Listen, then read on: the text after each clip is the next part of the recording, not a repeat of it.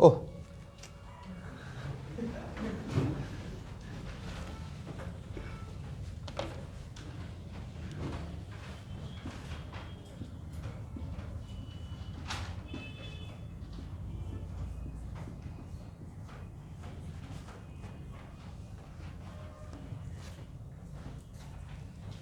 Time से आइए भाई, सब लोग हो, गंदा हैबिट सबका है। और मैं तो मैसेज कर दिया था तब, कम से कम तो 8:40 तक आगे बैठना चाहिए। क्या तरीका है भाई सबका ये? This is not the correct way. Student को ज़्यादा डिसिप्लिन होना पड़ेगा ना, ये तो बहुत गंदा तरीका है आप लोग का।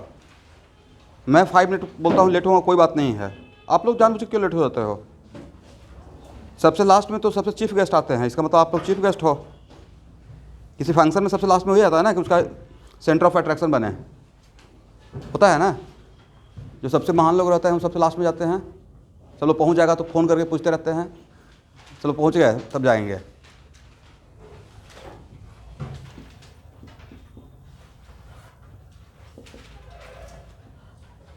कौन सा लेक्चर है?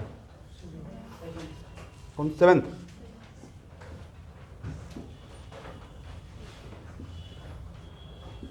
नॉट इवन, हाँ मतलब रिमाइंडर देना पड़ता है, ज्वाइन फास्ट।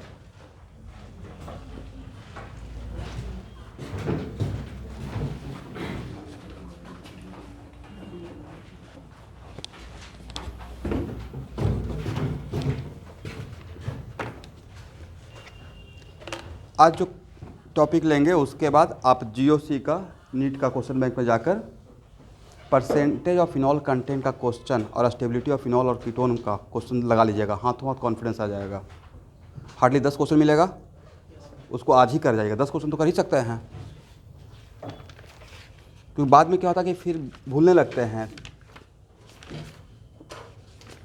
और एक टेस्ट में स्पेशली मैं टोटोमिज्म और acidity and basicity of organic compound होगा। हाँ देखिए, acidity and basicity of organic compounds में एक क्वेश्चन फिक्स रहता है, 99% चांस रहता है कि वहाँ से क्वेश्चन आएगा ही आएगा।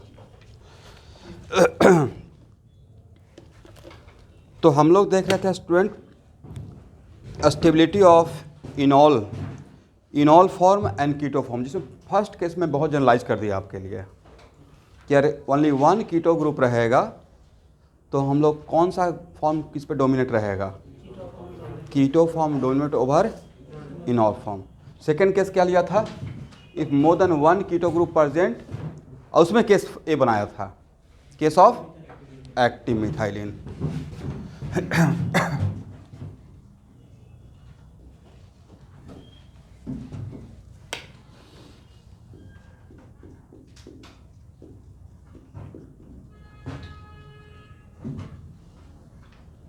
इस पे क्वेश्चन आया हुआ है, वो मेरे साथ डिस्कस भी किए हैं।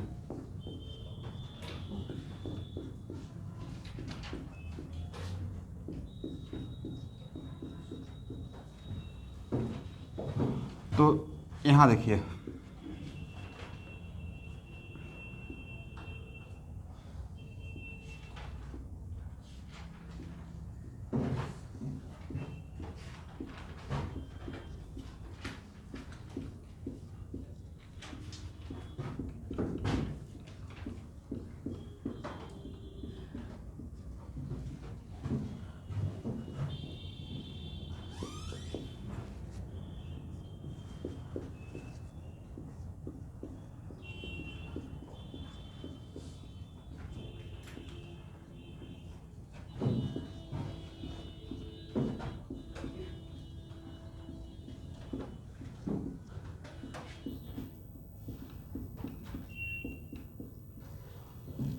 सबसे पहले तो अगर कीटो फॉर्म और इनॉल फॉर्म को कंपेयर करना है और मोर देन 1 इनॉल बना हुआ है, तो हम लोग लेस स्टेबल इनॉल को लेकर बात करेंगे या मोर स्टेबल? तो देखिए स्टूडेंट, इन दोनों में अगर कंपेयर कीजिएगा, अगर इसका नाम बी बोला जाए, इसका नाम सी बोला जाए, तो B greater than C stability का ऑर्डर। वजह यहाँ पे 3 हाइपर कंजुगेबल, 2 हाइपर कंजुगेबल, पहला वजह।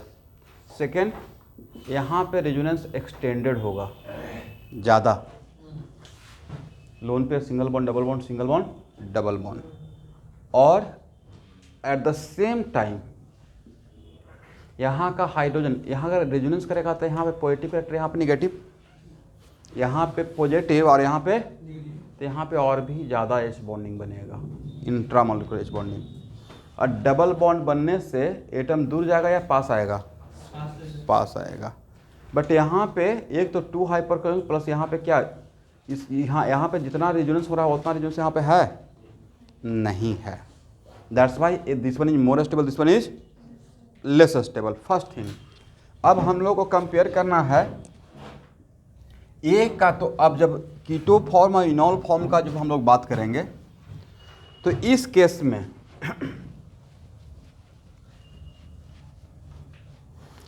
इनॉल फॉर्म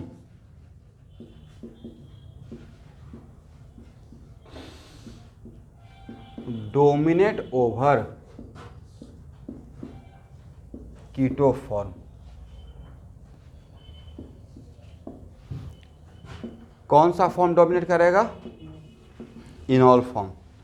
उसके पीछे इसका मतलब है कि एक्टिव मिथाइलिन का अगर केस रहेगा तो इनॉल फॉर्म, और उसमें भी कौन सा इनॉल, लेस स्टेबल वाला बोल रहे हैं या more stable, enol form dominate over keto form. वजह है एक्सटेंडेड रेजोनेंस, और क्या वजह है, intra molecular H bonding, correct. और इन दोनों वजह में से कोई भी एक वजह अगर नहीं है, मान लेते हैं इंट्रामॉलिक्यूलर एच बॉन्डिंग नहीं हुआ, दोनों में से कोई भी एक फैक्टर को अगर आपने किसी तरीके से ख़त्म कर दिया बाय एनी मीन्स, तब कीटो फॉर्म अगेन डोमिनेट हो जाएगा। इसलिए यहाँ पे एक्टिव मिथाइलिन में खासकर बीच में जब बॉन्ड बनेगा दिस वन, तभी एक्सटेंडेड रेजोनेंस हो पाएगा।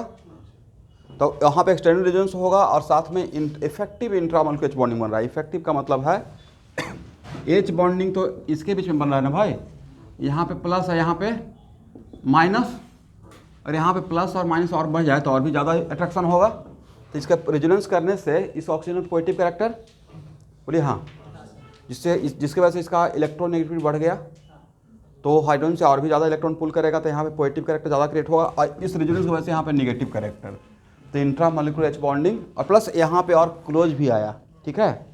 दिस इज द रीजन कि यहाँ पे इफेक्टिव इंट्रामॉलिक्यूलर एच बॉन्डिंग रहेगा, करेक्ट। तो अब देखिए, अगर आपका जनरली क्या होता है ना, बहुत सारे बातें को हाइड करके एग्जाम में आता है, क्योंकि वो लोग 12th क्लास तक ही सोचते हैं कि बस कुछ नॉलेज है या नहीं है, वो चेक करते हैं। बट इसी में अगर सपोज कीजिए कि ऐसे बोल दिया जाए, गैसियस स्टेट और नॉन पोलर सॉल्वेंट, तो एग्जाम में सर कुछ नहीं दिया रहेगा, तो एग्जाम में नहीं दिया रहेगा तो इनॉल फॉर्म का ही टिक लगा के आना है। लेकिन गैसियस स्टेट और नॉन पोलर सॉल्वेंट में इस केस में इनॉल ग्रेटर देन कौन सा फॉर्म रहेगा, कीटो फॉर्म, जैसा हम लोग अभी जाने। क्योंकि गैसियस स्टेट में हम लोग क्या मानेंगे, मॉलिक्यूल को आइसोलेटेड, तो अपने अंदर जो स्टेबिलिटी गेन किया ड्यू टू जो भी इंटरनल प्रोसेस हुआ, उसी को हम लोग यहाँ पे स्ट्रक्चरल फैक्टर के बेसिस पे बात कर रहे हैं ना। सराउंडिंग में कुछ है उसके बेसिस पे बात कर रहे हैं या स्ट्रक्चरल फैक्टर पे, on the basis of a structure बात कर रहे हैं, करेक्ट। लेकिन पोलर सॉल्वेंट, अगर सॉल्वेंट अगर पोलर रहेगा तो पोलर सॉल्वेंट, अब आपसे अगर पूछा जाएगा कि ये एच बॉन्डिंग अगर इसको वाटर में डिजॉल्व कर दिया जाए, एच बॉन्डिंग बनाएगा या नहीं बनाएगा, बोलिए बनाएगा, कैसे?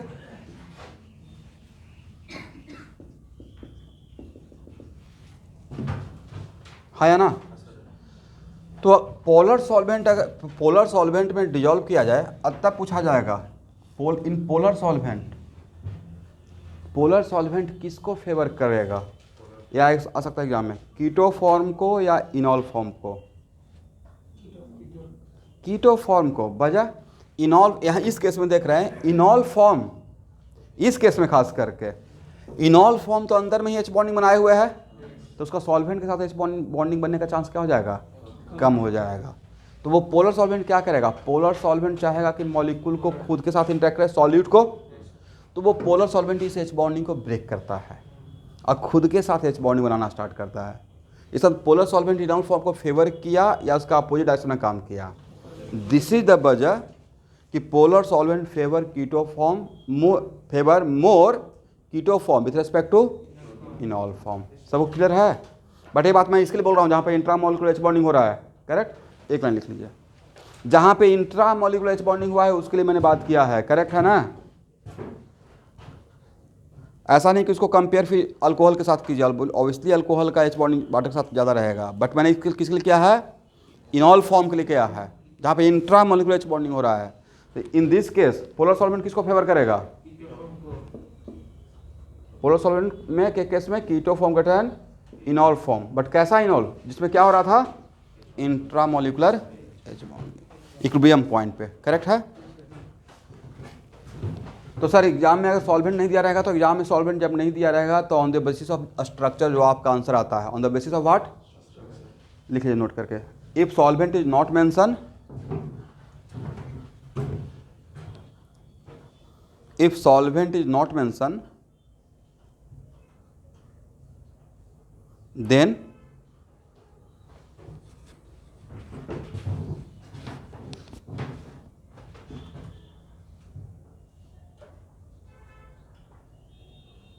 answer on the basis of a structural factor, then answer on the basis of a structural factor.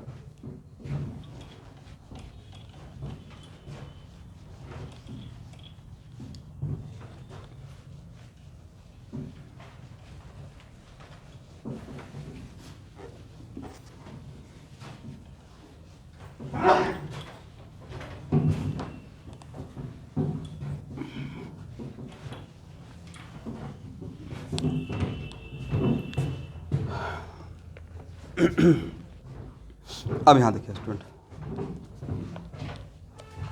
तो आज के अब एक और केस हो सकता है कि सर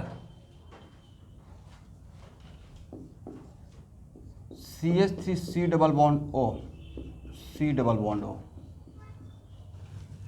तो इसके बीच में कोई कार्बन है, this is not the case of active methylene. तो इस केस में but how many number of tautomerizable hydrogen atom, 6, different type है, सेम टाइप, सेम टाइप। एक क्वेश्चन भी मैं डीके से ले रहा हूँ, ठीक है। तो CH2 double bond COH, correct. तो आपको शायद लग सकता है कि अच्छा सर यहाँ भी तो H बॉन्डिंग होगा, H बॉन्डिंग यहाँ पे होगा इंट्रामोलिकुलर, बट एक चीज एक्टिव मिथाइलिन के केस में के रेस्पेक्ट में मिसिंग रहेगा, एक्सटेंडेड रेजोनेंस। क्या यहाँ पे एक्सटेंडेड रेजोनेंस है? अब मैंने बोला कि दोनों में से कोई भी एक फैक्टर अगर किसी तरीके से एब्सेंट हो जाएगा तो फिर कौन सा फॉर्म डोमिनेट करेगा। बट यहाँ पे एक चीज़ और बोल सकते हैं कि सर ये तो एक बॉन्ड का डिस्टेंस पे है, तो यहाँ पे तो लोन पे रिपल्सन वेरी हाई, उसको कम करने के लिए इसके पास एक ऑप्शन है, इस सिंगल बॉन्ड के अबाउट ओपन चेन में रोटेशन होता है, ये अपने आप को इस तरीके से रोटेट करके अपने रिपल्सन को क्या करेगा, कम कर लेगा। बात समझ में आ गया? दैट्स वाई इसमें कौन सा फॉर्म डोमिनेट रहेगा, कीटो, जिस तरीके से केस बना रहे हैं ना उसी तरीके से क्वेश्चन आएगा तो लग जाएगा, ठीक है। Keto form greater than enol form. आपने समझा, 2 कीटो ग्रुप पर कंटिन्यूअस कार्बन पे रहेगा तो उस केस में अगर ओपन चेन है तो एक्सटेंडेड रेजोनेंस नहीं है, और अपना ऑक्सीजन जो कीटो ग्रुप का जो ऑक्सीजन है उसको उसके लोन पे रिपल्सन को कम करने के लिए क्या करेगा, रोटेशन ले लेगा। तो इस तरीके से ज़्यादा स्टेबलाइज रहेगा, अरे कम स्टेबलाइज रहेगा। मोस्टली कीटो फॉर्म में ही रहता है ज़्यादा स्टेबल। एक्टिव मिथाइलिन के केस में एक एक्स्ट्रा फैक्टर उसके साथ आके जुड़ गया था।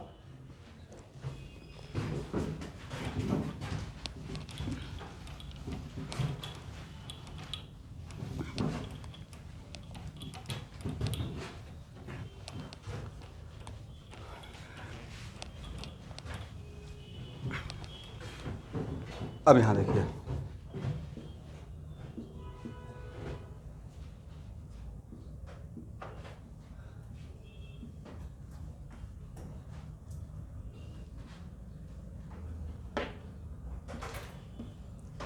एक और एग्जाम्पल लेते हैं।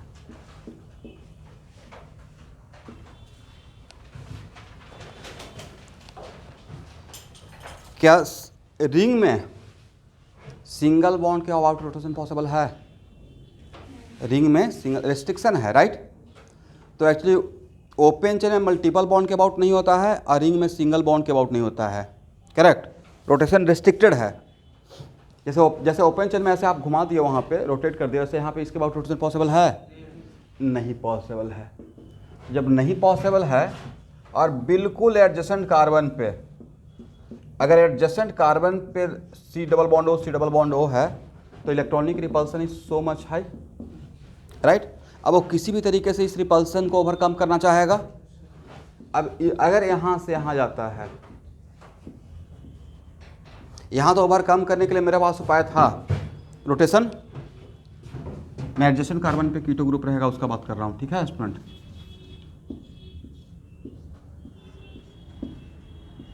बट अगर इसको यहाँ से टॉटोमराइज कर दिया जाए,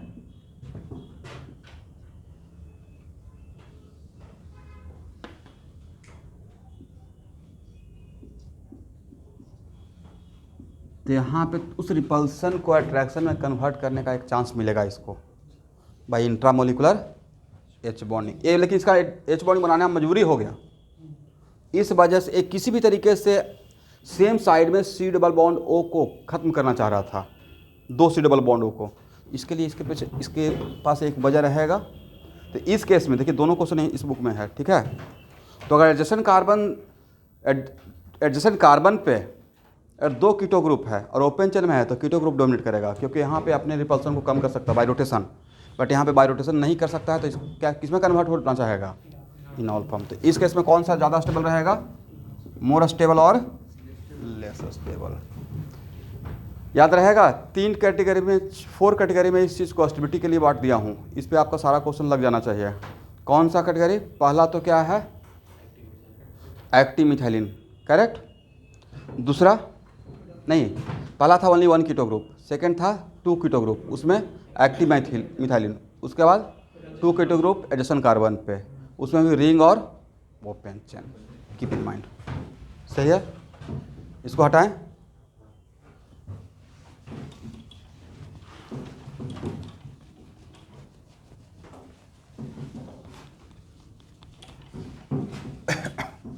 अब देखिए, अगर आईआईटी के पॉइंट ऑफ व्यू से बात किया जाए, जेईई मेन के पॉइंट ऑफ व्यू से, तो टॉटोमेरिया में सबसे ज़्यादा हाईलाइटेड कॉन्सेप्ट रहा है, जिस पे बहुत बार क्वेश्चन आया है, वो है percentage of enol content.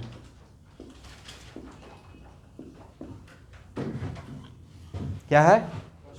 Percentage of. इसका मतलब है, इसका यहाँ सब लोग देखिएगा, इसका मतलब ये है कि आपको 2 अलग अलग कीटोन दिया रहेगा और पूछा है कौन सा कीटोन में इक्विलिब्रियम पॉइंट पे इनॉल का परसेंटेज ज़्यादा बनेगा।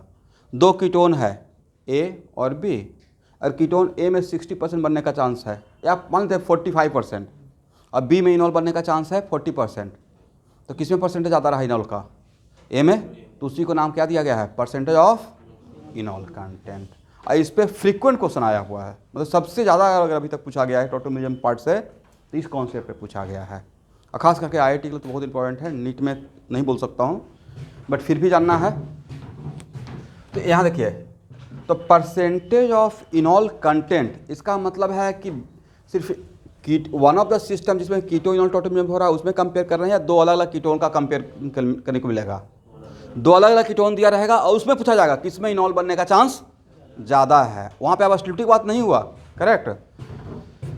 तो लिखिए, एक लाइन बनाइए। तो in general increase in amount of enol form, in general increase in amount of phenol form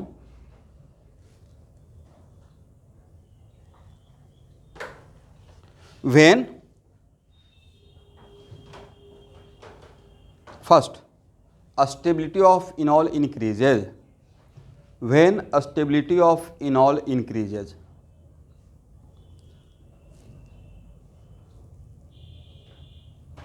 second when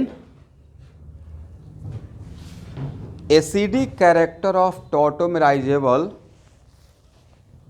hydrogen atom increases, acidic character of tautomerizable hydrogen atom increases.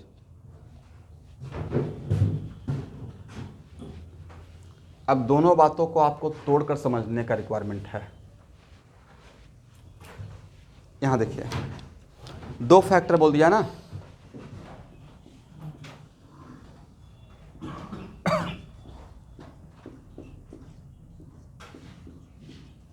इसको पहले समझ लीजिए।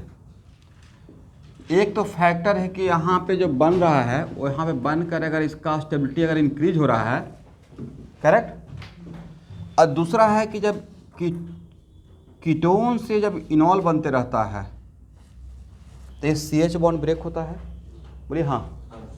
और इसका अगर इस हाइड्रोजन का एसिडिक कैरेक्टर ज़्यादा रहेगा तो इसका ब्रेक होने का चांस, एसिडिक कैरेक्टर ज़्यादा रहेगा इसका मतलब है कि इसका कंजुगेट बेस ज़्यादा स्टेबल रहेगा, इसका मतलब इसका ब्रेक होने का टेंडेंसी ज़्यादा रहेगा। दिस वन और दिस वन में del 1 प्लस और del 2 प्लस जहाँ पे पोलराइजेशन बॉन्ड में ज़्यादा रहेगा, राइट, इसका मतलब इसका टूटने का चांस ज़्यादा रहेगा। तो अगर यहाँ पे अगर del 1 प्लस ज़्यादा है, इसका तो इसका ब्रेक होने का चांस ज़्यादा है, मतलब इसका एसिडिक कैरेक्टर ज़्यादा है, करेक्ट। और अभी के टाइम पे हम लोग, अब ये नहीं आपको पढ़ाया जाएगा, ऑलरेडी पढ़ा चुका कि how can be compare the stability, right, how can be compare the stability of hydrogen atom. अब पढ़ने का रिक्वायरमेंट है ऑर्गेनिक केमिस्ट्री में, या ऑलरेडी हो चुका, डन हो चुका ना। तो एक्चुअली सर एसिडिक कैरेक्टर ज़्यादा होने से टॉटोमेराइजेबल हाइड्रोजन को क्यों इंक्रीज करता है? क्योंकि इसका टूटने का चांस ज़्यादा रहता है। अब ब्रेक होकर किस में कन्वर्ट होने का चांस ज़्यादा रहेगा? इनॉल में। अब सबसे बड़ा यहाँ पे कन्फ्यूजन ये रहेगा आप लोग को, जब क्वेश्चन का आंसर देते रहिएगा कि सर कहाँ पे स्टेबिलिटी देखें, कहाँ पे एसिडिटी देखें, ये सबसे बड़ा कन्फ्यूजन रहेगा। कहाँ पे स्टेबिलिटी देखें, इन जनरल बोले हैं, एक्सेप्शन रहेगा, तो कहाँ पे स्टेबिलिटी देखना है और कहाँ पे acidic character of tautomerizable hydrogen atom. तो मैंने जो क्वेश्चन, अब इसमें कुछ ही फन बट रहेगा भाई, समटाइम्स हो सकता है कि एरोमेटिसिटी का फैक्टर आ जाए, इसलिए ऐसा नहीं कि हाँ इस एक दो पॉइंट को, लेकिन आप अपना आज क्वेश्चन लगा लीजिएगा, देख लीजिएगा उसमें अगर एक आध दो क्वेश्चन निकल के आता है कुछ नया तो उसको यहाँ पे डील करेंगे। बट इन जनरल जो मैंने ऑब्जर्व किया है कि जब एक की ओनली वन दो कीटोन लिए हैं, दोनों में एक एक कीटो ग्रुप रहेगा, तो वहाँ पे स्टेबिलिटी ऑफ इनॉल देख लीजिएगा। क्या देख लीजिएगा? और जिस इनॉल का स्टेबिलिटी ज़्यादा रहेगा उसका परसेंटेज ज़्यादा होगा। लेकिन जहाँ पे एक्टिव मिथाइलिन का केस बन रहा है, किसका? तो एक्टिव मिथाइलिन का केस जहाँ पे बनेगा वहाँ पे generally acidic character of tautomerizable hydrogen देखते हैं। किसका देखते हैं? और अगर acidic character of tautomerizable hydrogen atom, correct, और स्टेबिलिटी दोनों सेम डायरेक्शन में रोल कर रहा है, दोनों से सेम ही आंसर आ रहा है, तो बढ़िया है। लेकिन थोड़ा कन्फ्यूजन कब होगा?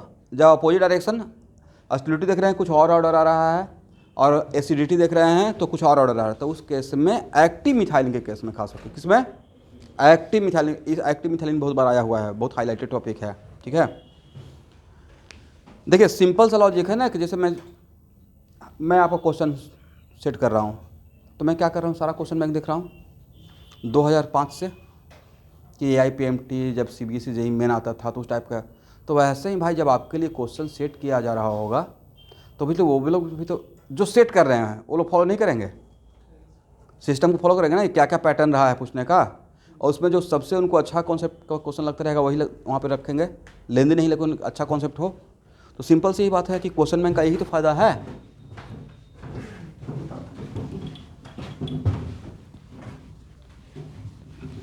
चलिए तो इसको कैटेगराइज कर लिया जाए। पहला पॉइंट बनाइए तो आंसर देने के लिए, if only one keto group present, if only one keto group present, then generally answer should be given according to a stability of phenol. Then generally answer should be given according to a stability of enol.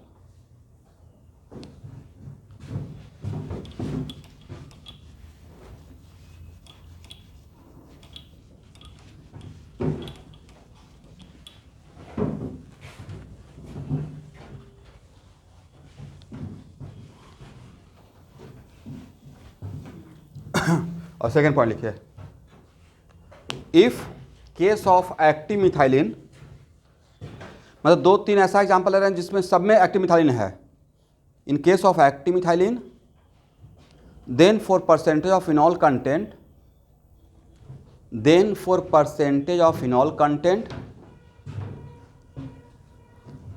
answer should be given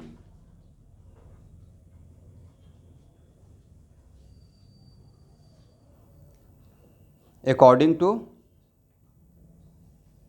acidic character of tautomerizable hydrogen atom, acidic character of tautomerizable hydrogen atom।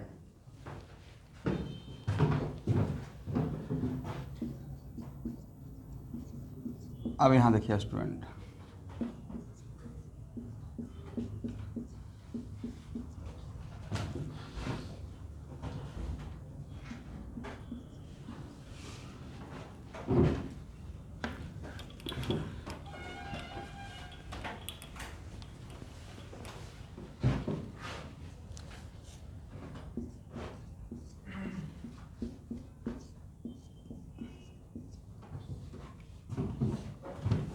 अगर इन दोनों का ही compare करते ए और B, बातों को समझिए, correct, तो इसमें तो 2 इनॉल बनेगा,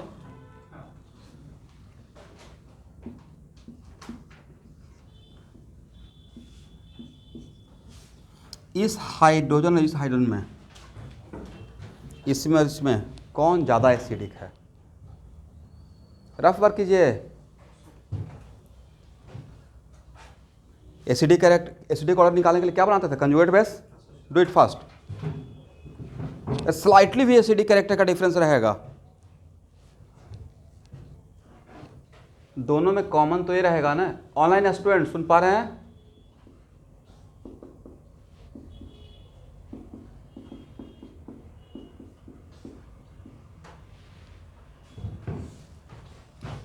यहां देखिए, माइनस एम दोनों का माइनस एम ज़्यादा, तो माइनस एम सेम ऑलमोस्ट मोटा मोटी, बट अनकॉमन है दिस वन।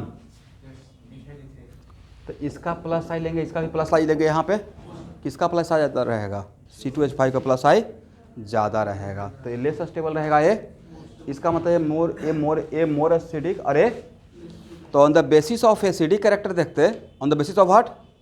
एसिडिक कैरेक्टर देखते, तो इसका जो ज़्यादा एसिडिक हाइड्रोजन था, इसका जो ज़्यादा एसिडिक था उसी को मैंने लिया, करेक्ट है ना? तो उस बेसिस पे तो इसमें ज़्यादा होना चाहिए था ऑन द बेसिस। तो सर यहाँ पे एक क्यों पकड़े, इसको क्यों नहीं लिए? तो मुझे पहले ही पता था कि इन दोनों में जब जहाँ पे एसिडिटी का फैक्टर से निकालना है ऑर्डर, तो दोनों में जो सबसे ज़्यादा एसिडिक हाइड्रोजन रहेगा उसको लेकर आगे बढ़ूंगा। तो इसमें कौन ज़्यादा एसिडिक था? यहाँ पे अगर CH माइनस बनेगा तो इसका माइनस है, डायरेक्टली इसका प्लस आई डायरेक्टली, राइट।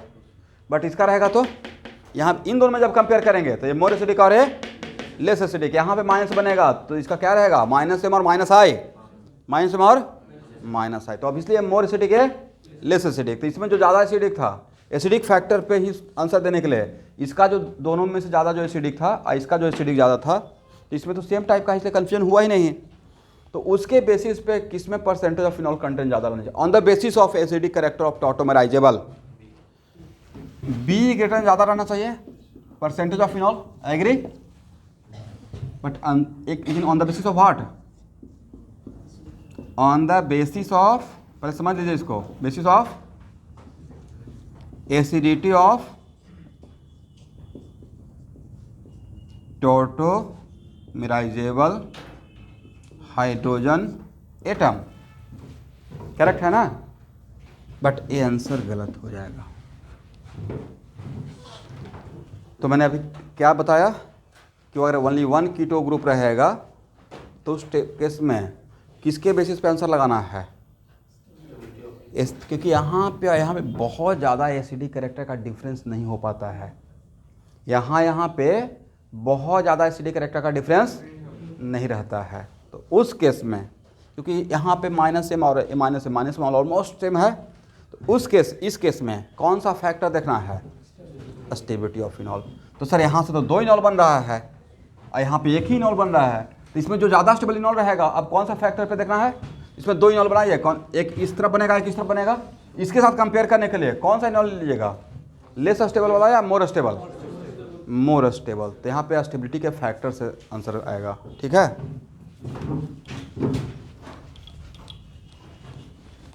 देखिए स्टूडेंट इसमें दो इनोल बनेगा, बट मैं जो इन दोनों में यहाँ में जो ज़्यादा स्टेबल है, स्टेबिलिटी वाइज जो ज़्यादा स्टेबल इनोल रहेगा उसी को मैं यहाँ पे ड्रॉ कर रहा हूँ। ठीक है स्टूडेंट, जब भी परसेंटेज ऑफ इनोल कंटेंट निकालना हो और अगर वो आंसर स्टेबिलिटी के अकॉर्डिंग देना है, तो जितना भी इनोल बनने का चांस है किसी सिस्टम से, कीटो से, उसमें जो सबसे ज़्यादा स्टेबल रहेगा उसको बनाइएगा। अब बताइए इसके बीच में कंपेयर कीजिए कौन सा इनोल ज़्यादा स्टेबल लगता है। This enol is stabilize by resonance as well as 6 hyperconjugable, कितना 6, but this one stabilize only 3, resonance दोनों में ऑलमोस्ट कॉमन रहेगा। दैट्स वाई इन दोनों में अगर कंपेयर कीजिएगा तो मोर स्टेबल और लेस स्टेबल। तो अब बताइए यहाँ पे आंसर क्या रहेगा, परसेंटेज ऑफ इनोल कंटेंट का, परसेंटेज ऑफ इनोल रहेगा A और डिक्टो ऐसा ही क्वेश्चन आ जाएगा। ठीक है,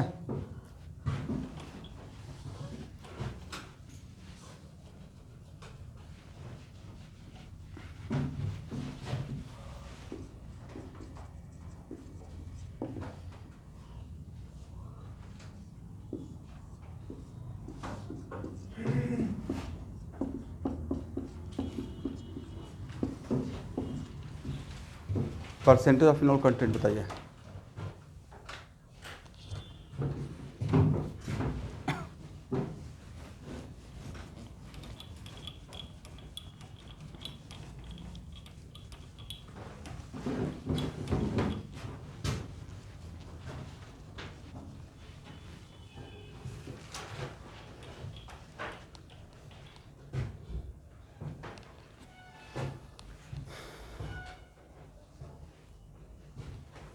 इसलिए बोलते हैं भाई पेन चलाइए, आप लोग पेन नहीं चलाते हैं, एग्ज़ाम में भी वही काम करके आ जाइएगा। क्यों नहीं पेन चलाते हैं, सही लेसन नियम है, जो भी आंसर दिए हैं। कोई समस्या है देन जानबूझ के जब नॉलेज होते हुए भी आंसर क्यों गलत देना है।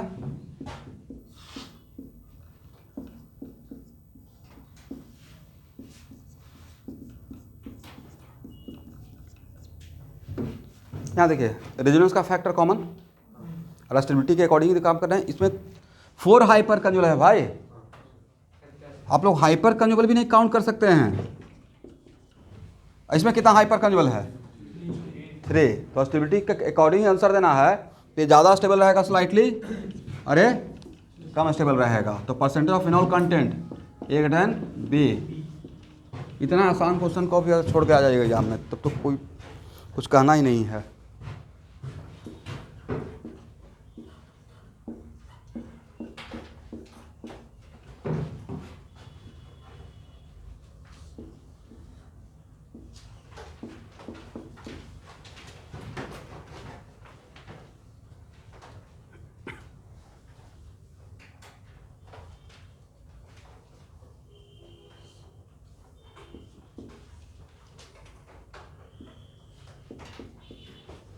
इन तीनों में परसेंटेज ऑफ इनोल कंटेंट,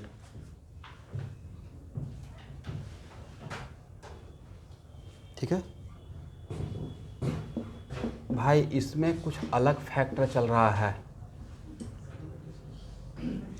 इसे परसेंटेज तो छोड़िए, इसमें इनोल ही ज़्यादा रहेगा 99%, right, due to formation of aromatic system. तो इसका तो अलग कहानी हो गया ना। वैसा टॉटोमराइजेशन जिसमें एरोमेटिसिटी क्रिएट हो रहा है, ऐसा इनोलाइजेशन कीटोन से, वैसा कीटोन प्रोसेस जिसमें कीटोन से इनोल बना रहे हैं, उस इनोल बनने के लिए उसमें एरोमेटिसिटी क्रिएट हो गया, तो उसमें इनोल बनने का चांस 99%, इनोल ही उसमें डोमिनेट रहेगा इस केस में। बट यहाँ पे how many tautomerizable hydrogen atom, correct है ना।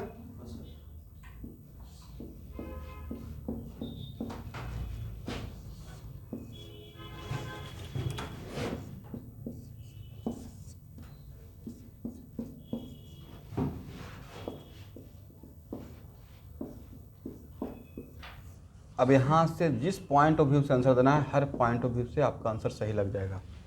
इन तीनों में अगर ओनली वन कीटो ग्रुप है और स्टेबिलिटी का ही बात करते हैं तो इन तीनों में सबसे ज़्यादा स्टेबल तो ये रहेगा due to aromatic system, right.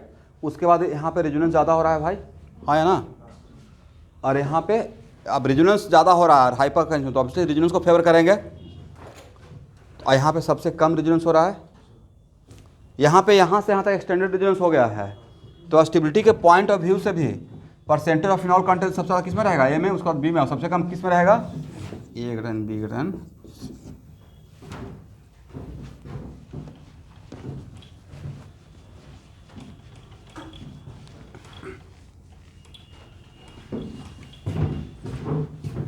हो जाएगा ना।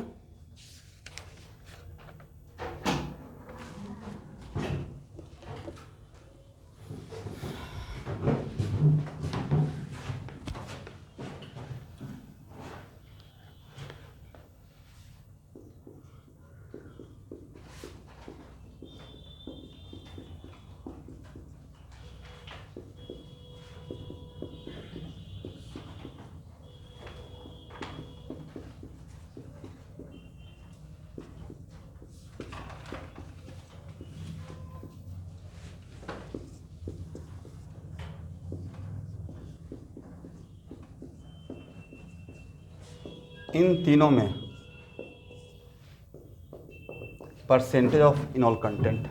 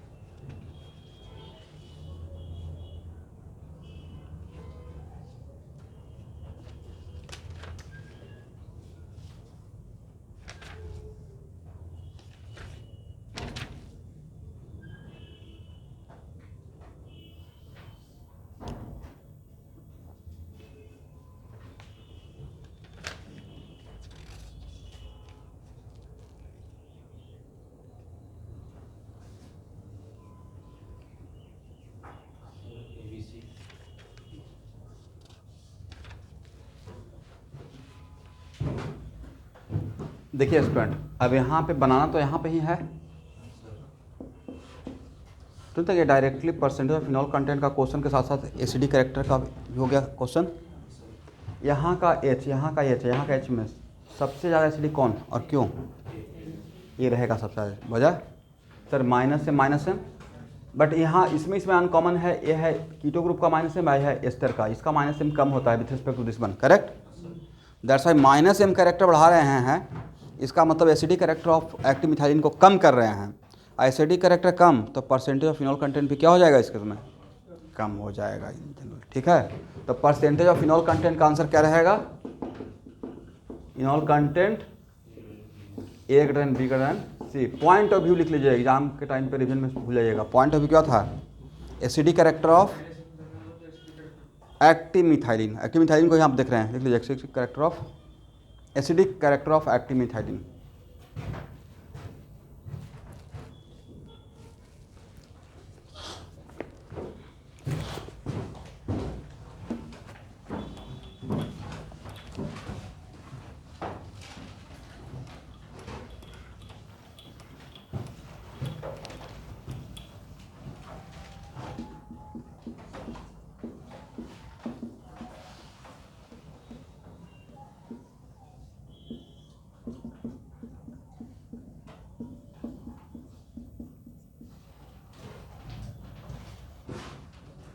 चलिए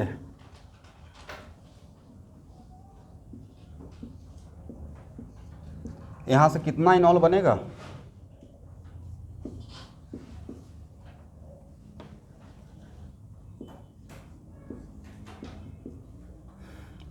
इनॉल पूछ रहे हैं,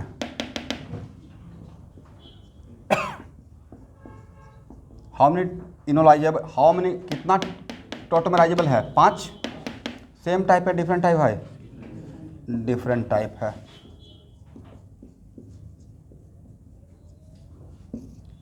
ये एग्जाम में आ सकता है। इन तीनों में परसेंटेज का क्वेश्चन नहीं ले रहा हूँ, अब इन तीनों में स्टेबिलिटी का ऑर्डर बताइए। तो ओनली वन कीटो ग्रुप रहता है तो कीटो फॉर्म डोमिनेट करता है इनॉल फॉर्म पे, तो सबसे ज़्यादा तो सर ए रहेगा। अब बी और सी में कौन ज़्यादा रहेगा बोलिए।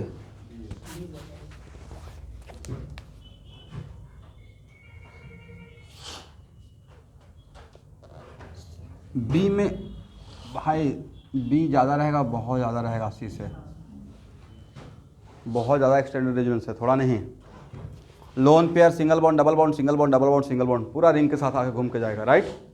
दैट्स वाई, समझ में आ गया। ए greater be greater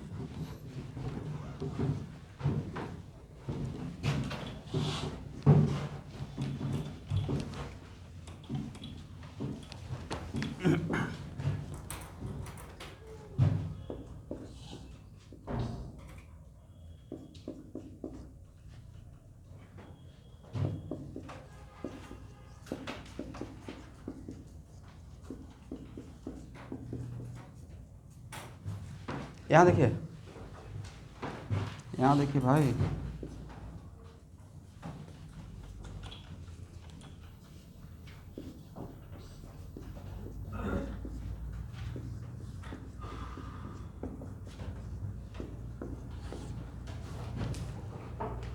A B C में percent of enol content, A भी एक्टिव मिथाइलिन का case and this is also the case of active methylene, A भी माइनस एम है, right. It is very important to note that कि active methylene का तो situation ऐसा है उसमें कीटो फॉर्म से ज़्यादा डोमिनेंट तो इनॉल ही रहता है, कीटो फॉर्म से ज़्यादा स्टेबल कौन रहता है, तो जहाँ पे वन कीटो ग्रुप रहेगा, जहाँ पे एक्टिव मिथाइलिन रहेगा, तो वहाँ पे तो परसेंट ऑफ इनॉल कंटेंट ऐसे भी वन कीटो ग्रुप के रेस्पेक्ट में एक्टिव मिथाइलिन में percent of enol content obviously ज़्यादा रहेगा। तो इन तीनों में ए सबसे कम रहेगा, और एग्जाम में बहुत लकी रहे तो ये सबसे लास्ट ऑप्शन रहेगा, करेक्ट। बट जनरली ऐसा होगा नहीं, जिसके लिए आप सबसे ज़्यादा श्योर रहेंगे ना वो 2-3 ऑप्शन में नजर आ जाता है, राइट। वो लोग भी क्वेश्चन सेट कर रहे हैं ना, एक साल में 50 क्वेश्चन सेट करना है, सब कुछ ऑब्जर्व करके बैलेंस पेपर बना रहे हैं। इन दोनों में अब सारा गेम इसके बीच में आ गया, किसका माइनस एम ज़्यादा रहेगा, राइट। तो जनरली मुझे लगता है कि इसका माइनस एम ज़्यादा होता है, ऐसा माइनस एम कम रहता है, लिख लीजिए।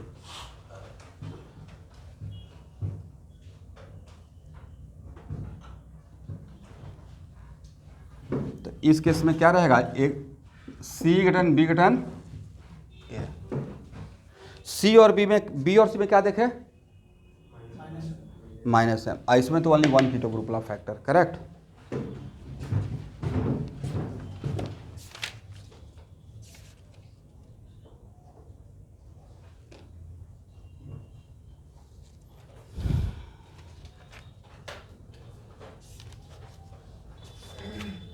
तो आप लोग को जो स्ट्रक्चरल आइसोमेरिज्म का असाइनमेंट दिया गया था उसमें Tatum percentage of enol content का भी क्वेश्चन कुछ रहा होगा, टॉटोमेरिज्म का, वो आज जाके असाइनमेंट लगा लेना है। और पिछले 10 साल में जो भी आया हुआ है क्वेश्चन है टॉटोमेरिज्म का, अभी से बनाना स्टार्ट कर सकते हैं, इतना कॉन्सेप्ट बन जाएगा, ख़त्म नहीं हुआ है बट इतना कॉन्सेप्ट बन जाएगा, ठीक है।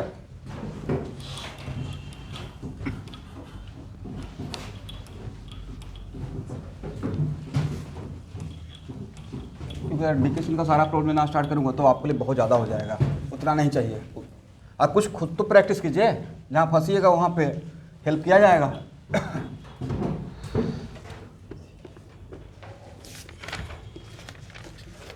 अब लिखिए स्टूडेंट, अब जो टॉपिक पढ़ाने जा रहे हैं वो समझिए कि रिएक्शन के लिए बहुत इंपॉर्टेंट है, रिएक्शन के पॉइंट ऑफ व्यू से बहुत ज़्यादा इंपॉर्टेंट है। लिखिए इनोलाइजेशन,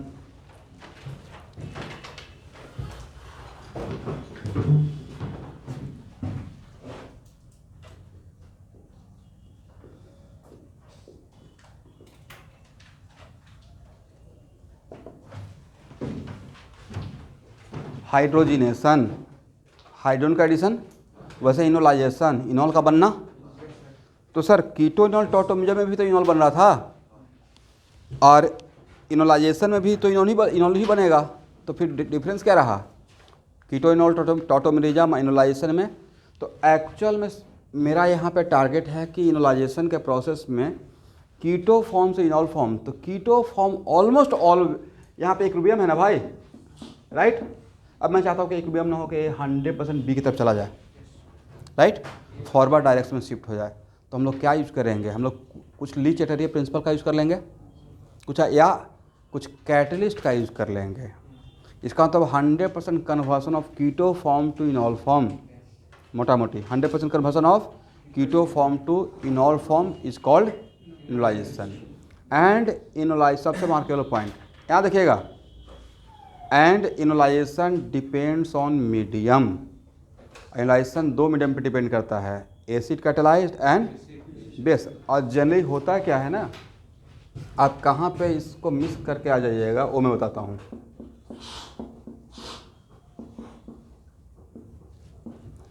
मान लेते हैं कि हम लोग कीटोन का ऑक्सीडेशन पढ़ते रहेंगे अल्कोहल में, किसका, और मैं बोलूँगा कि इसके लिए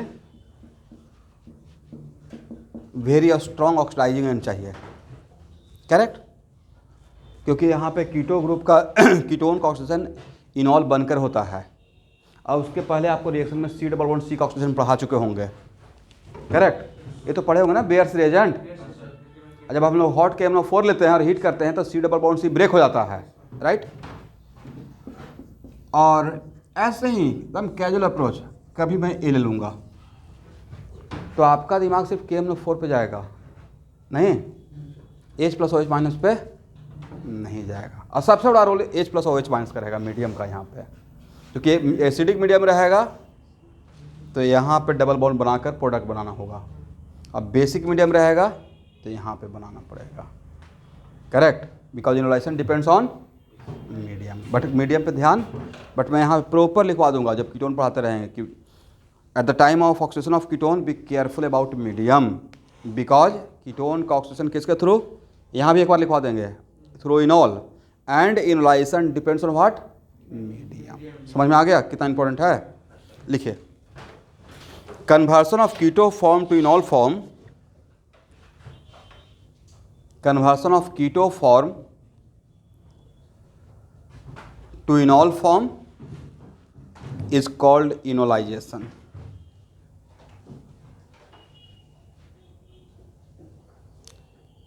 ब्रैकेट लिख लीजिएगा, 100% conversion of keto form to enol form.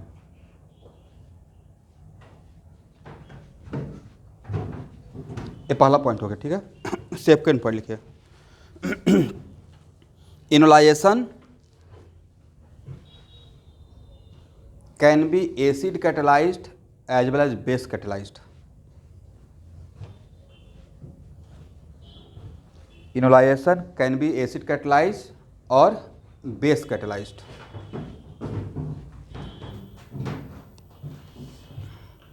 अब नेक्स्ट पॉइंट,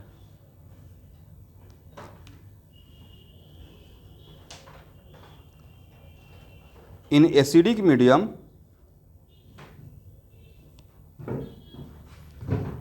अब एक बार सुन लीजिए, उसके बाद लिखिएगा स्टूडेंट। यहाँ देखिएगा, मीडियम अगर सपोज कीजिए, और हम लोग केमिकल काइनेटिक्स में पढ़ चुके हैं, अब पता है ना कैटलिस्ट क्यों यूज करते हैं, क्यों यूज करते हैं, क्लास करने के लिए, फास्ट करने के लिए, राइट। यस, मैं भी वही काम कर रहा हूँ, कोशिश में वही लगे हुए हैं, और सर मोटा मोटी सब कुछ सही से चला तो बहुत इफेक्टिव रिजल्ट होगा। ईश्वर भाई रिजल्ट दीजिए, कैटलिस्ट का नाम रोशन कीजिए, खुद का तो कीजिएगा ही, बट मैं थोड़ा सेल्फिश इस मैटर में बन रहा हूँ कि आपका रिजल्ट से मुझे बहुत फ़ायदा होगा, वेरी फ्रेंकली। तो ऐसे ही होता है ना, जैसे अब देखिए 11th क्लास में 2 साल के बाद मिलिएगा। आज एक ना, मैं भी तो पढ़ाते पढ़ाते बच्चा को देखकर पता चल जाता है ना, 11th में 2 इस बार ऐसा बच्चा है जो फर्स्ट टाइम में IIT का पक्का करेगा। आप 11th क्लास करते हो तो आगे 2 स्टूडेंट बैठता है भाई, उसका हाथ जो चलते रहता है ना, उसमें उसको देखने 2 स्टूडेंट है, पहले से हाईलाइट नहीं करना है, उसको ऐसे मिलते भी हैं तो उनको समझ, ऐसा नहीं कि आप बहुत फास्ट हो गए हो, उनको गाइड करते रहते कि नहीं अभी बहुत मेहनत करना पड़ेगा आपको। लेकिन उसमें जो उसका लिखने का तरीका है ना, वो जिस तरीके से लिखता नहीं लगता क्या करने का जल्दी से, वो मुझे प्रियांशु वाला दिखता है। उसको वैसे ही रहता था, मतलब अजीब सा स्पीड है भाई। 2 आवर में पेपर ख़त्म करके कोई निकल जाता था। इसका मतलब कमाल का स्पीड था। दिमाग तो भगवान दिए ही थे, कमाल का स्पीड भी था, एकदम ऐसे लग रहा है। तो वो चीज़ 2% नज़र आता है। अब वो देखिए, सबका टैलेंट गॉड गिफ्टेड है, हाँ, लेकिन टैलेंट हार्ड वर्क से भी आ जाता है। अब जो गॉड गिफ्टेड रहता है उसका रैंकर बनता है, बट एवरेज वाला भी तो आईटी करता है, हम लोग जैसे इंसान, जो कि हार्ड वर्क से अपना टैलेंट बढ़ाया, स्पीड बढ़ाया।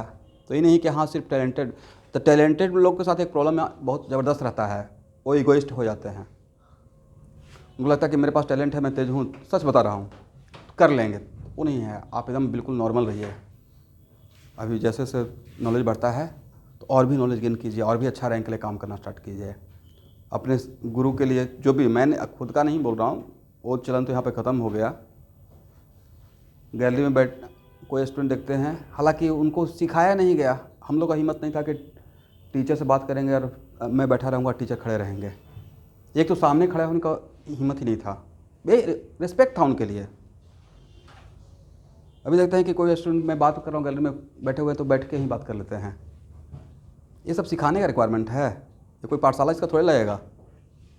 ये तो कल्चर है ना भाई इंडिया का, गुरु और शिष्य का, कि जो आपको नॉलेज दे रहे हैं तो बात कैसे करेंगे। और क्लास का छोड़ दीजिए, लेकिन बाहर में अगर मिलेंगे तो गली में, तो टीचर खड़ा होकर बात कर रहा है, स्टूडेंट ऐसे हाँ सर बैठ के बात कर रहा है, this is not good, right. मतलब ये सब एज ए टीचर मुझे ये सब भी समझाने का रिक्वायरमेंट है, ये सब केजी से ही सिखाया जाता है। तो इस मैटर पे देखते हैं, कुछ कुछ स्कूल तो बहुत अच्छा है, बहुत डिसिप्लिन में, डिसिप्लिन इसलिए रिक्वायरमेंट है। तो यहाँ देखिए, तो एक्चुअल में मान लेते हैं कि हम लोग किसी इंटरमीडिएट पे पहुँचे हुए हैं, तो रिएक्टिविटी के लिए या मेजर प्रोडक्ट के लिए, सपोज कीजिए कि आप इंटरमीडिएट पे, जनरली मेजर प्रोडक्ट 99% केस में major product corresponding to more stable intermediate, agree. क्योंकि इंटरमीडिएट ज़्यादा स्टेबल रहेगा तो उसका क्रॉसपॉन्डिंगेशन फास्ट होगा और मेजर प्रोडक्ट बनेगा। और समटाइम्स अगर आप इंटरमीडिएट पे पहुंच चुके हैं और 2 पॉसिबिलिटी के लिए सेम इंटरमीडिएट है, 2 इंटरमीडिएट कॉमन है और वहाँ से 2 प्रोडक्ट बनने का चांस है, करेक्ट। 2 रास्ता है, 2 प्रोडक्ट बनने का चांस है। जानबूझकर आप लेस स्टेबल प्रोडक्ट बनाना चाहेंगे या मोर स्टेबल।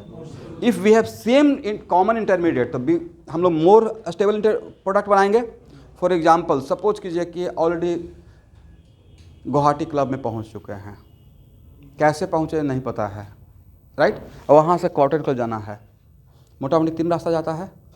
एक सीधे निकल जाइए, राइट, एक हाँ उजन बाजार सिनीकुटी होते हुए, और दूसरा घूमते हुए बीबर हुआ, एक है ना ओवरब्रिज, वहाँ से घूमते हुए पल्टन बाजार वगैरह सब पूरा मार्केट माहौल घूमते हुए पहुँचे। तो तीनों में सबसे फास्ट कौन सा रहेगा? सीधा रहेगा। कहने का सेंस ये हुआ कि उस केस में हम लोग पाथ देख लेंगे, ठीक है। और last conclusion, in case of acidic medium driving force is a stability of इनॉल।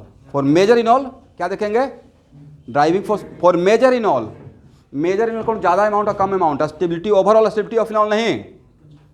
Stability of इनॉल अलग बात है और ज़्यादा बनना इनॉल अलग बात है, राइट। तो मेजर इनॉल का मतलब क्या? मेजर इनॉल के लिए मैं स्टेबिलिटी ऑफ इनॉल बोल रहा हूँ या ज़्यादा अमाउंट सोच रहा हूँ? ज़्यादा अमाउंट सोच रहे हैं, करेक्ट। तो लिखिए एक लाइन थर्ड नेक्स्ट पॉइंट में, in case of acidic medium major enol, in case of acidic medium for major enol driving force is stability of enol.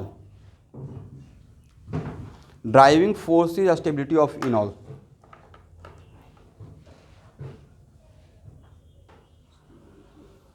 इसको 3 स्टार दीजिए, बहुत इंपॉर्टेंट है, बहुत जगह रिपीट होगा। इसको बॉक्स में भी कर दीजिए, इतना इंपॉर्टेंट कॉन्सेप्ट है। और लिखिए नेक्स्ट पॉइंट उतना ही इंपॉर्टेंट है। In case of basic medium,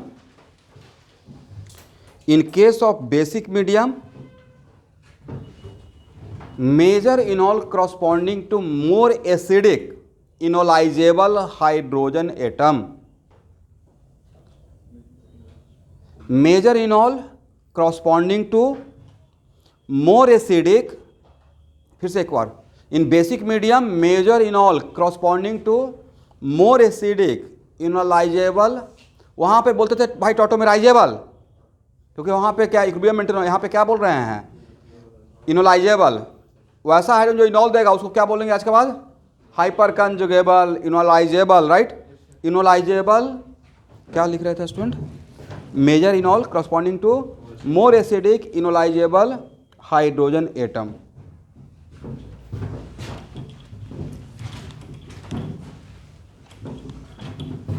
but एक यहाँ देखिएगा भाई, ये दोनों पॉइंट आपके लिए सही से वर्क तभी करेगा ना when we have different type of enolisable hydrogen atom. Same type रहेगा तो आपको ड्राइविंग फोर्स लगाने की रिक्वायरमेंट है क्या, नहीं है। तो ये दोनों पॉइंट आपको वहाँ से बचा कर निकालेगा जहाँ पे क्या रहेगा, we have more than one different type of enolisable hydrogen atom. अब यहाँ देखिए,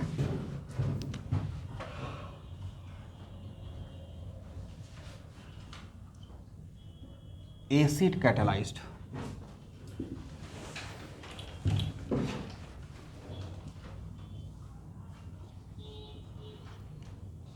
ये पहला एग्जाम्पल है जो रिएक्शन के जैसा ले रहा, हालांकि यूनिवर्सिटी में भी लिया था।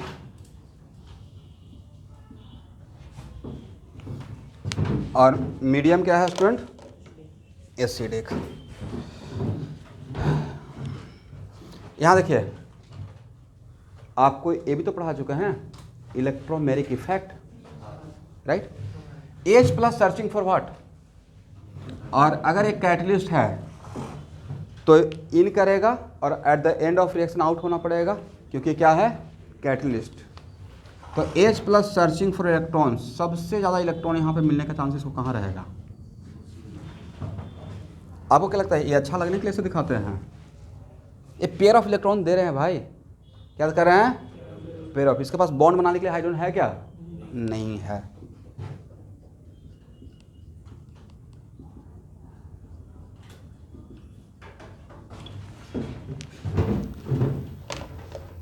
अब यहाँ देखें स्टूडेंट, यहाँ देखिएगा, किसी भी एटम पे कंप्लीट पॉजिटिव, कंप्लीट नेगेटिव या फ्री रेडिकल या कार्बिन या नाइट्रोजन, इन सबको मोटा मोटी रिएक्शन इंटरमीडिएट बोला गया है। क्या बोला गया है, किसी भी एटम पे, राइट। सिर्फ कार्बन पे ही नहीं, generally we are very much familiar with carbocation and carbanion, but यहाँ भी तो ऑक्सीजन पे 1 यूनिट पॉजिटिव आया हुआ है, तो this is the intermediate, this is what, intermediate. अब यहाँ देखिए, how many enolizable hydrogen atom, tautomerizable ही इनोलाइजेबल है, राइट। बस यहाँ पे ओनली वन डायरेक्शन में हो गया है, इसलिए मैं इसको इनोलाइजेबल बोल रहा हूँ, correct. How many enolisable, 5। How many different type, yes. और इसके लिए और इसके लिए ये डिफरेंट रहेगा या कॉमन बात, दोनों के तो कॉमन है। अब प्रोडक्ट बनने का चांस है, तो यहाँ पे डबल बॉन्ड बनेगा या यहाँ पे डबल बॉन्ड बनेगा, उसके लिए तो ये तो कॉमन हो गया। तो when we have same common intermediate for 2 different product. और लास्टली की पॉइंट को पकड़ के रखिए, ऐसे मैं समझाने की कोशिश कर रहा हूँ, पर जब कॉमन इंटरमीडिएट रहता है तो उस केस में मोर स्टेबल प्रोडक्ट हम लोग बना लेते हैं। क्या बनाते हैं, मोर स्टेबल प्रोडक्ट, करेक्ट। तो यहाँ पे या यहाँ पे एक ये भी बोल सकते हैं आगे चलकर, थिंक लाइक सेटजप, नाम सुने सेटजप, एनीवे। तो अब यहाँ पे अगर इस तरफ से जाते हैं तो CH3 ये यहाँ, तो यहाँ ना, ये यहाँ तो यहाँ, और H plus as a catalyst in किया था, और H plus as a catalyst यहाँ पे इन किया, यहाँ पे आउट हो गया। एक तो ये बन गया, और अगर उस तरफ से जाते हैं, पूरा मैकेनिज्म समझ में आ रहा है।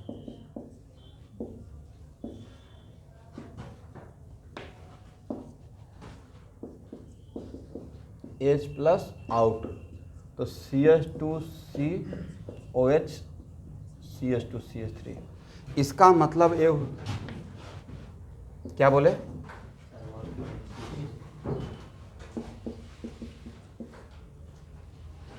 इसका मतलब है कि यहाँ पे 2 प्रोडक्ट बना है, 2 इनॉल बना है।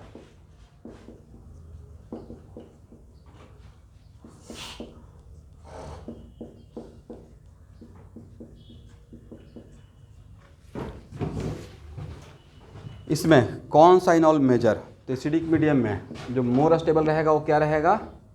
मेजर। और जो लेस स्टेबल रहेगा वो क्या रहेगा? माइनर रहेगा भाई। तो जहाँ पे कीटोन को लेकर रिएक्शन करते रहेंगे, ध्यान से सुनिएगा, और कीटोन का यहाँ देखिए सब लोग, और कीटोन का वो सारा रिएक्शन जो इनॉल बनकर होता हो, पहला हैलोफॉर्म रिएक्शन, दूसरा halogenation of ketone. Halogenation of what? तो हैलोजिनेशन ऑफ कीटोन में अल्फा कार्बन पे हैलोजन को बैठाने के लिए इनॉल के थ्रू ही करते हैं, एग्री? या ऑक्सीडेशन ऑफ कीटोन, या even aldol condensation of ketone. वैसा सारा रिएक्शन जहाँ पे इनोलाइजेशन इन्वॉल्व है, तो वहाँ पे बी केयरफुल अबाउट मीडियम। इसे सबसे बड़ा पॉइंट तो यहाँ पे लिखना चाहिए कि those reaction related to ketone which occurs through enol, then be careful about what? Medium. सही बोलना रहेगा? एक साथ सारा बात कर दिए, बिल्कुल की पॉइंट। तो ये रहेगा, क्योंकि मेजर यहाँ देखिए सॉल्यूशन में ये ज़्यादा रहेगा, तो इसी क्रॉसपॉन्डिंग रिएक्शन आगे जाएगा, तो इसके क्रॉसपॉन्डिंग आगे मान लीजिए इसका ऑक्सीडेशन ही करना था, तो ऑक्सीडेशन करने के लिए इस अल्कीन को पकड़ेंगे या इस अल्कीन को पकड़ेंगे, इसको लेकर काम करेंगे। समझ गए ना? किसी को यहाँ पे डाउट? हाँ बोलिए।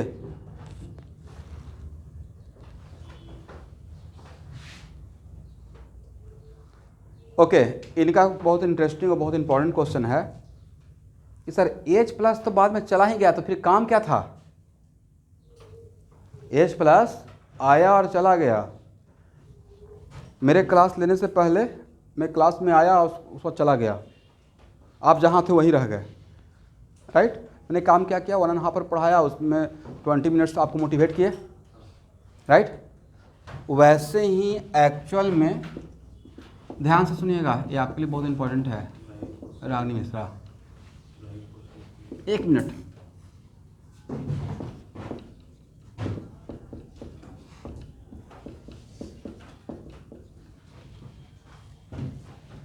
कहाँ पे इसका ओपनिंग का टेंडेंसी ज़्यादा रहेगा? क्योंकि इनोलाइजेशन में C+O का ओपनिंग हो रहा है, राइट? तो आपको नहीं था कि ऑक्सीजन पर पोएटिक चार्ट डेवलप कर देंगे तो कार्बोनाइल ऑक्सीजन, जो कार्बोनाइल कार्बन का पाई बॉन्ड है, उसका ओपनिंग टुवार्ड्स ऑक्सीजन ट्रेमेंडस अमाउंट से बढ़ गया। और भाई यहाँ देखिएगा, जितना फास्ट यहाँ पे enolisation only depends on only 1 arrow या दोनों एरो पे डिपेंड करेगा, बोलिए दोनों एरो पे, और जितना फास्ट ये होगा उतना ही फास्ट इसको होना पड़ेगा। तो H+ आकर कमाल कर दिया, इसका ओपनिंग के टेंडेंसी को बहुत ज़्यादा हाई कर दिया, right? It is kind of electromagnetic effect के जैसा कि कुछ देर के लिए आया, अपना काम किया, फिर चला गया। दैट्स वाई कहाँ पे यह स्टेप ज़्यादा फास्ट होगा? ये वाला स्टेप यहाँ पे इस केस में ज़्यादा फास्ट होगा, इस केस में कम फास्ट होगा, और इस केस में इतना फास्ट होगा कि इसको इस पीछे आने का चांस भी नहीं रहने देगा। अगर H+ नहीं लेते तो टॉटोमेरिज्म हो जाता भाई, इक्विलिब्रियम मेंटेन होता, आगे भी जाता। और H+ लेकर क्या कर दिया? H+ लेने के बाद पॉइंट ऑफ रिटर्न को ख़त्म कर दिया, पॉइंट ऑफ रिटर्न को क्या कर दिया, और ऑलमोस्ट किसके तरफ रिएक्शन को लेकर चला गया है? Forward direction. समझ गए? बहुत अच्छी बात है। लास्टली ऐसा ही होता है। एक लाइन में याद रखना है कि मेजर इनॉल के लिए क्या करना है? एसिडिक मीडियम में स्टेबिलिटी देखना है। हो जाएगा? इसको हटाएं, मैकेनिज्म लिख लीजिए आप लोग।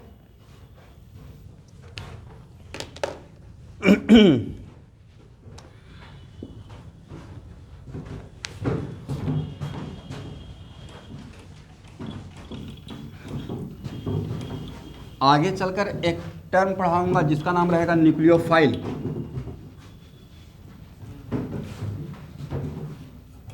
पूरा रिएक्शन मैकेनिज्म पे बेस्ड होता है, इसलिए मैकेनिज्म का क्लास के टाइम पे और भी ज़्यादा मैकेनिज्म से ही रिएक्शन स्टार्ट हो जाता है। और रिएक्शन का 70% बातें जो मैं यूज़ करता हूँ रिएक्शन में, उसको 70% बात मैं रिएक्शन मैकेनिज्म में बोल देता हूँ, और उसी के बेसिस पे आपको रिएक्शन ज़्यादा समझ में आएगा। And this is also the part of what, it is kind of mechanism, कैसे हम लोग सोच रहे हैं, ये भी तो सोचना था। अगर बेसिक मीडियम रहेगा, यहाँ देखिए बेस कैटेलाइज्ड, तो बेस कैटेलाइज्ड है, न्यूक्लियोफाइल टर्म यूज कर रहे हैं आप बेस,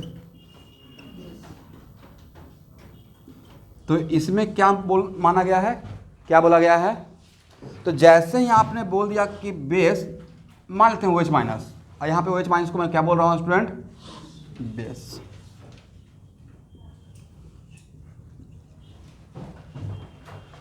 अब यहाँ देखिए, बाद में समझा देंगे, एक्वस KOH अब कॉन्सनट्रेटेड KOH, दोनों में डिफरेंस हो गया। एक्वस KOH जनरल रहता है तो न्यूक्लियोफाइल के जैसा ज़्यादा बिहेव करता है, बट एक्वस KOH में अगर आपने क्या किया, जानबूझ के कॉन्सनट्रेशन को बढ़ा दिया ताकि वो बेसिक कैरेक्टर ज़्यादा शो करे, तो यहाँ पे मैं बेस बोल रहा हूँ, जो बोल रहे हैं वही मीन कर रहे हैं। तो base searching for what, very good, base searching for acid. तो बेस जब आएगा एसिड को सर्च करेगा तो लेस एसिडिक हाइड्रोजन लेगा या मोर एसिडिक, ज़्यादा मोर एसिडिक हाइड्रोजन पे अटैक करेगा, ये तो लॉजिकल बात है ना भाई।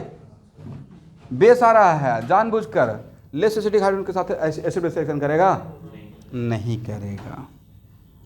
इसका मतलब है कि इसमें किस पे बेस का अटैक ज़्यादा फास्ट होगा, ये है मोर एसिडिक। अब यहाँ पे एसिडिटी कंपेयर नहीं करूँगा, ये कहानी ख़त्म। अरे है लेस एसिडिक, इस पे क्या होगा भाई, पूरा नहीं करेगा, मोर अटैक करेगा। और यहाँ पे तो पूरा अटैक करेगा तो नंबर ऑफ प्रोडक्ट में आपका गड़बड़ हो जाएगा बाद में आगे, ठीक है। तो बोलिए इसके क्रॉसपॉन्डिंग, और यहाँ से अटैक करके लेगा क्या, H+, बोलिए क्या लेगा, बनेगा क्या भाई, CH2 माइनस, और CH2 माइनस कार्बन पर माइनस, मतलब कार्बन आयन इंटरमीडिएट बनने जा रहा है, करेक्ट। बट इसके corresponding we have same intermediate या डिफरेंट इंटरमीडिएट। तो अगर डिफरेंट इंटरमीडिएट है तो more stable intermediate are responsible for major product, बोलिए हाँ, करेक्ट। जहाँ पे कॉमन इंटरमीडिएट है तब एक की पॉइंट बताए कि अगर इंटरमीडिएट कॉमन रहेगा, जस्ट लाइक प्रीवियस एग्जाम्पल, तब वहाँ पे स्टेबिलिटी ऑफ प्रोडक्ट देखते हैं। और उसी में आपको फास्ट होने के लिए, अगर नहीं भी उतना मैकेनिज्म में गए तो फास्ट होने के लिए बोले कि एसिडिक मीडियम, उसी को कंक्लूड कर दिए कि एसिडिक मीडियम में ड्राइविंग फोर्स क्या सोचेगा, स्टेबिलिटी ऑफ इनॉल। तो इस केस में 2 बनेगा, CH2 minus C double bond O, correct. और यहाँ पे OH माइनस इन किया ना भाई, OH माइनस इन किया एज ए कैटलिस्ट, तो at the end of reaction OH minus out हो जाएगा एज ए कैटलिस्ट। एक तो A बनेगा और एक A बनेगा। चलिए कौन सा कार्ब इंटरमीडिएट ज़्यादा स्टेबल है, मुझे लगता है ये मोर स्टेबल है। कुछ हाँ ना बोलिएगा लॉजिकल वे में, एक क्यों ज़्यादा स्टेबल है और एक क्यों कम स्टेबल है। दिस वन थोड़ा बोला कीजिए भाई, दिस वन स्टेबलाइज बाय और 2 फिल इन द ब्लैंक है, -m and -i, -m and -i के लिए फेसिंग एटम पे देखते हैं, करेक्ट है ना। But this one stabilise by -m but the stabilise by +i, correct है। दैट्स वाई ये मोर स्टेबल है। तो किसके क्रॉसपॉन्डिंग ज़्यादा स्टेबल रहेगा, किसके क्रॉसपॉन्डिंग मेजर बनेगा। अब ये रेजोनेंस करके यहाँ आ जाएगा, ये मैकेनिज्म का ही पार्ट है भाई, ठीक है। तो ये मोर स्टेबल इंटरमीडिएट हुआ तो इसका corresponding major product, more stable product बोल रहा हूँ या मेजर प्रोडक्ट बोल रहा हूँ, मोर स्टेबल नहीं बोल रहे हैं, मेजर प्रोडक्ट बोल रहे हैं, मतलब इसका अमाउंट ज़्यादा रहेगा। और इसके क्रॉसपॉन्डिंग माइनर प्रोडक्ट।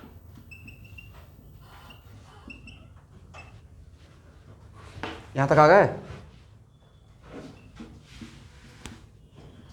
अब बेस है तो थोड़ा वाटर है, तो O माइनस यहाँ से क्या ले लेगा, H+, और O माइनस वाटर से H+ ले लेगा तो OH माइनस रिलीज करेगा। तो देखिए जनरली मैं ऐसे लिख देता हूँ, एक एरो बचाने के लिए यहाँ से H+ लिया और माइनस के आउट क्या कर दिया, तो OH माइनस से कैटलिस्ट आउट हो गया,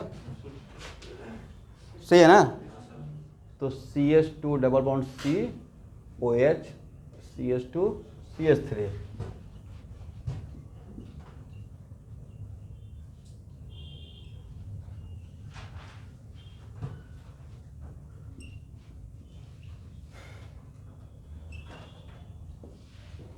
बट ये क्या रहेगा इस केस में, मेजर, ये क्या रहेगा भाई, माइनर।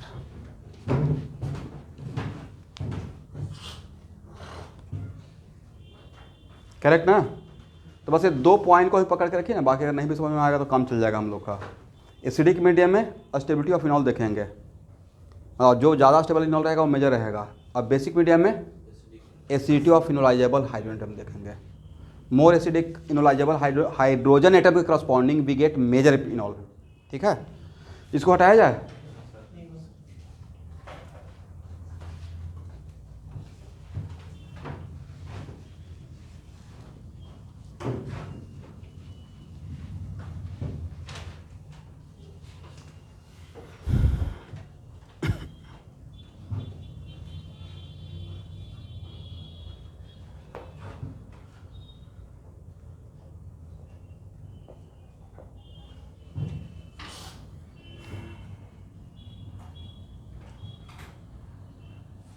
हो गया एवरीवन।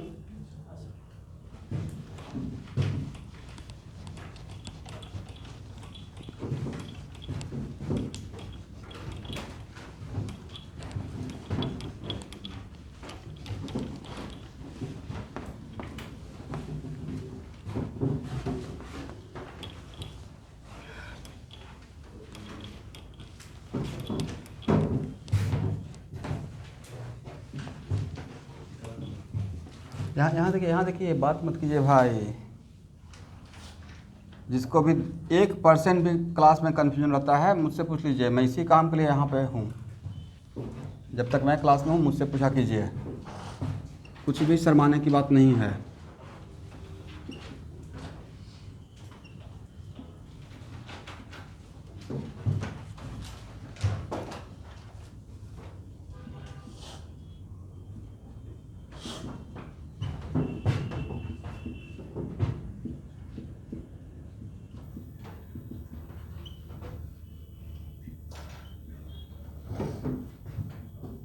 इसको शॉर्ट नोट्स में रख लीजिएगा, ठीक है।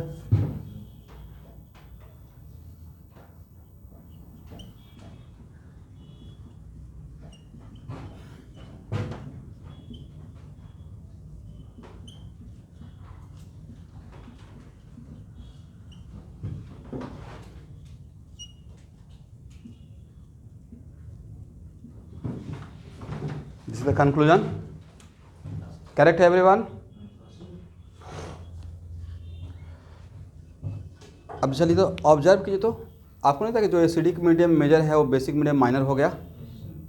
अब यहाँ से एक डर मेरे मन में आ गया कि स्टूडेंट तो हो सकता है खुद से एक परसेप्शन माइंड में बना लेंगे कि जो एसिडिक मीडियम में मेजर रहेगा इनॉल के केस में, वो बेसिक में क्या रहेगा, minor. This is not a rule.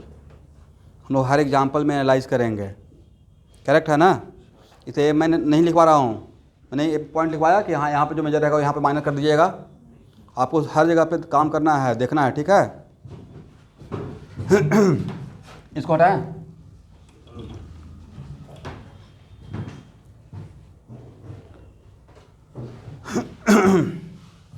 आपका कितना मार्क्स आया था बायोमोलिकुल्स में? 290। थोड़ा और आने का रिक्वायरमेंट है नहीं सबका। कभी 540 में से 500 पिलाइए, आ सकता है भाई। या मैम लोग टफ सेट कर दे रहे हैं, जितना नहीं पढ़ा रहे उससे ज़्यादा टफ। ऐसा नहीं है, तब तो आना चाहिए, तो भूल जाते हैं।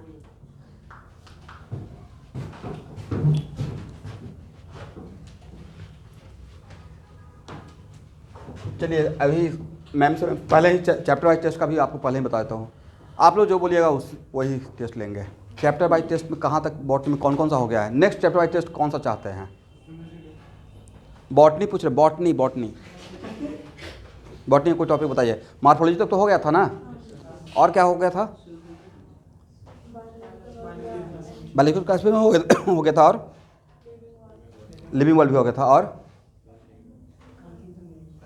प्लांट किंगडम नहीं हुआ है। बॉटनी, बॉटनी का पूछ रहे हैं, बॉटनी का। एनिमल किंगडम भी हो गया है। आपका इस बार का टेस्ट में है क्या? सेल डिवीजन इसी को रखते हैं, नहीं वो माइनस कर दिया। तो cell cycle and cell division का ही एक टेस्ट हो सकता है कि वो कल भी हो सकता है, लेकिन कल मेरा दोनों क्लास रहेगा तो ठीक है। बट संडे से पहले मैं इसका भी चैप्टर वाइज टेस्ट लूँगा। अब तो अच्छा है ना आपके लिए, लाभ पे लाभ पाव 12, हिंदी में कहावत है, लाभ पे लाभ। ठीक है, cell cycle and cell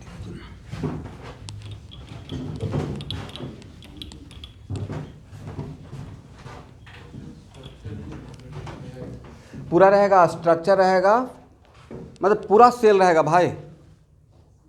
unit of life, structure, function and division जो भी है सब A to Z रहेगा। आप लोग डिसअपॉइंटेड नहीं होंगे।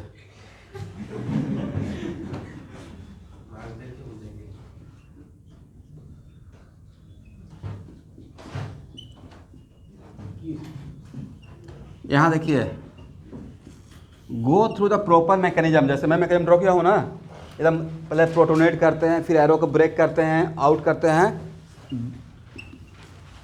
दोनों केस में मैकेनिज्म के साथ जाइए और मेजर इन ऑल और माइनर इन ऑल बनाइए फर्स्ट।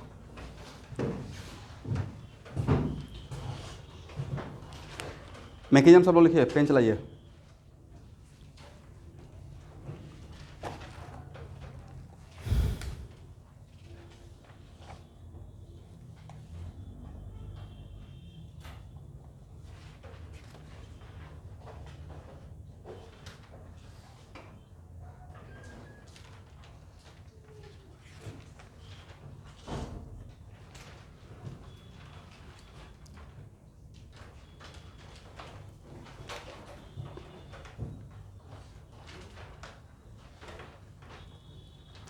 अगर नहीं समझ में आ रहा है तो पीछे जो एसिडिक मीडियम में जैसे मैं बढ़ता हूँ ना, देख देख के ड्रॉ कीजिए।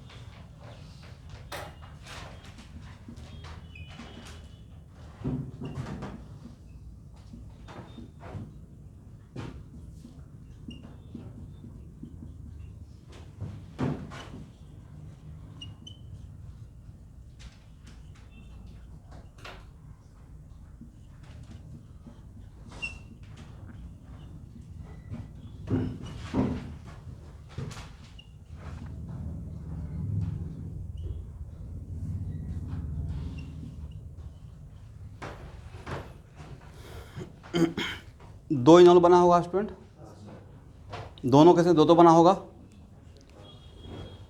इस केस में कौन ज़्यादा स्टेबल है? एसिडिक मीडियम में स्टूडेंट देखते हैं ए मेजर और ए माइनर। अब बेसिक मीडियम में क्या देखते थे? Acidic character, right. तो बोलिए बेसिक मीडियम इस एरो के थ्रू जाने के लिए आपको इसमें एसिडिक कैरेक्टर देखना है। कौन ज़्यादा एसिडिक? This one. यहाँ से H+ रिलीज करेंगे तो जो निगेटिव चार्ज बनेगा conjugate base highly stabilise by 2 - M, है ना। और इस वन यहाँ पे जो कंजुगेट बेस बनेगा वो that conjugate base only stabilise by only 1 - M, stabilise by only 1 - M। तो किसका कंजुगेट बेस ज़्यादा स्टेबल रहेगा? ये मोर एसिडिक और ए लेस एसिडिक। तो इसके क्रॉसपोंडिंग मेजर, इसका मतलब है मेजर और ए माइनर। तो जो आपके माइंड में एक भ्रम चलते रहता मिथ कि एसिडिक में जो मेजर रहेगा वो बेसिक में माइनर हो जाएगा, वाइस वर्सा, वो यहाँ पे ब्रेक हो गया। इसका मतलब हर एग्जाम्पल पे ध्यान देना है। इसका मतलब है कि दो यहाँ पे जो मेजर है वही यहाँ पे भी मेजर है, यहाँ पे जो माइनर है वही यहाँ पे भी है। बट दोनों जगह पे सोचने का पॉइंट अभी सेम था या डिफरेंट था? डिफरेंट था। यहाँ पे आप क्या देख रहे थे? स्टेबिलिटी। यहाँ पे क्या देख रहे थे? यहाँ से ही पता चल गया था। इसका मेजर आने के लिए, इस मीडियम मेजर आने के लिए यहाँ आके देखना पड़ा, बट इसका मेजर तो यहाँ से ही डिसाइड हो गया था, राइट। तो ये एग्जाम्पल लेना बहुत ज़रूरी था, नहीं तो कहीं ना कहीं बैक ऑफ द माइंड बैठ जाता। तो इस एग्जाम्पल से क्या कंक्लूजन हुआ? काम करना पड़ेगा, राइट। और हर जगह पर जिसका जो पॉइंट ऑफ व्यू है, ड्राइविंग फोर्स 2 ही पॉइंट तो है, उसको अप्लाई करते रहना पड़ेगा। करेक्ट है ना।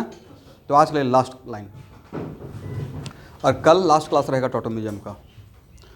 लास्ट लाइन यह है, एनी रिएक्शन ऑफ कीटोन, इसको बॉक्स में कर लीजिएगा 5 स्टार देकर। Any reaction related to ketone which occurs through enol,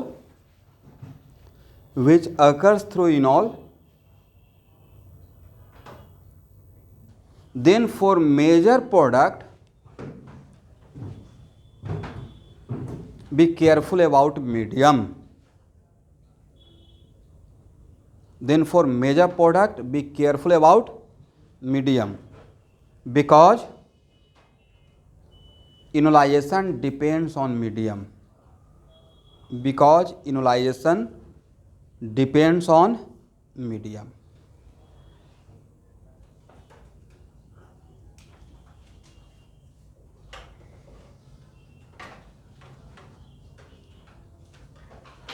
correct है ना। चलिए।